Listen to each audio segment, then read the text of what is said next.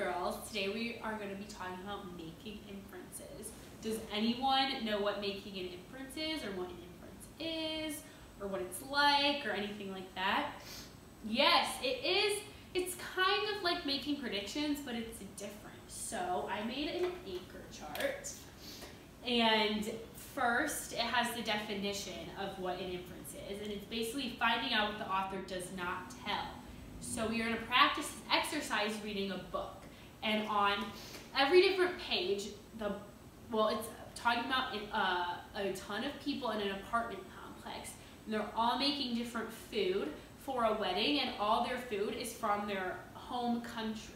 So we are going to be making inferences using context clues about where each person is from, what country each person is from. So after each page, you and your neighbor are going to talk about where you think each person is from, and you can use these guiding questions, which you could say, I think, I guess, maybe, I infer, and then after you need to explain why you think that. So if you say, oh, I think Mrs. Jones is from the United States because I read that, the book says, the author thinks. So we are going to be reading and making inferences, and we are going to be reading Now We Have a Wedding. Now We Can Have a Wedding by Judy Cox. My sister Sally is getting married. She is married to Roberto Gonzalez from 4B. The whole building is invited. Everyone will come, and everyone will bring food to the party. I can't wait. Soon we will have a wedding. My sister Sally is getting married. What is a wedding without dolmades? Says Papa. Papa gets out the skillet. I wash my hands and tie on an apron. Papa browns the meat and onions. I roll the filling in grape leaves. The windows steam over. I give a long sniff. Yum. There, says Papa, the dolmades are done. Now we can have a wedding. So with your partner and using these guiding questions, make your first inference about where Papa and these dolmades are from. And a context clue to get you started could be grape leaves. So we don't use grape leaves in the United States. So what country do you think uses grape leaves? My sister Sally is getting married. What is a wedding without challah? Says Mr. Gold in 3A. I wash my hands and tie on an apron. I knead the dough. Mr. Gold shows me how to twist long ropes of dough into braids. When the challah is golden brown, Mr. Gold takes it out of the oven to cool. There, says Mr. Gold, the challah is done. Now we can have a wedding. Some of you guys might actually eat challah because it is served in the United States, but think about what country it is from.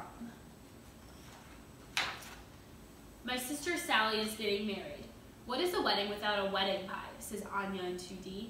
Anya gets out her chopping board. I wash my hands and tie on an apron. Anya hands me a wooden spoon. I mix the quart with meat, chopped eggs, and raisins. The kitchen fills with savory smells. There, says Anya, the pie is done. Now we can have a wedding. Okay, turn to your partner and make an inference about where Anya, that's a big context clue, and making a pie with meat, eggs, and raisins. We don't usually do that, and quart, where that could be from. My sister Sally is getting married. What is a wedding without tamales? Says Mr. Gonzalez in 4B. Mr. Gonzalez gets out the steamer. I wash my hands and tie on an apron. I mix the cornmeal and water to make dough.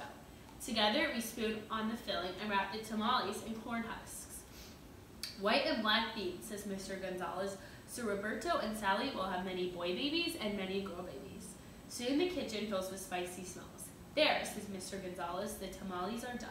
Now we can have a wedding. So turn to your partner and make an inference. Some context clues could be beans, spicy food, Mr. Gonzalez, corn husks. My sister Sally is getting married. What is a wedding without taishoyaki? Says Mrs. Haru in 4C. Mrs. Haru gets out the cutting board. I wash my hands and tie on an apron. I wash the fish while Mrs. Haru carefully scales them. A fish of happiness, she tells me, for luck. Mrs. Haru lays them out. Their heads are still on. I don't like the way they look, but they will taste very good. We rub the fish with salt, and Mrs. Haru grills it over a charcoal fire. There, says Mrs. Haru, the tie is ready. Now we can have a wedding. So turn to your partner and make inferences. Some context clues could be taishoyaki, fish, fish for luck. Think about that. My sister Sally is getting married. What is a wedding without steamed cake, says Mr. Chen in 5B. Mr. Chen gets out his bamboo steamer. I wash my hands and tie on an apron. I beat the eggs. Honey harmonizing with oil buns, Mr. Chen tells me, to bring harmony to this marriage. Soon the kitchen is filled with sweet smells. My mouth waters. There, says Mr. Chen, the steamed cakes are done. Now we can have a wedding. Make another inference. Steamed, this bamboo steamer. We don't use bamboo steamers in the United States. Mr. Chen, those could all be good context clues for making inferences. My sister Sally is getting married. What is a wedding without biscotti, says Signora Theodora in 2C. Signora Theodora gets out the measuring spoons. I wash my hands and tie on an apron. I roll ropes of dough. Signora Theodora ties them into little knots. For two people whose lives will be entwined, she tells me. She crosses her fingers, like this. I taste some baking chocolate. Bitter. Signora Theodora laughs at my face. There, says Signora Theodora, the biscotti is done. Now we can have a wedding. So turn your partner and make an inference. Signora Theodora, biscotti. Those would be good context clues to get you started.